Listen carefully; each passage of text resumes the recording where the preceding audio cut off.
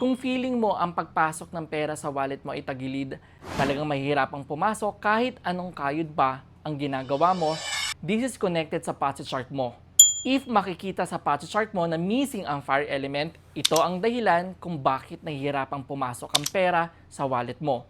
Kapag missing ang fire element sa chart mo, mapapansin mo kapakbet na laging delayed ang pera. Lagi kang kinakapos.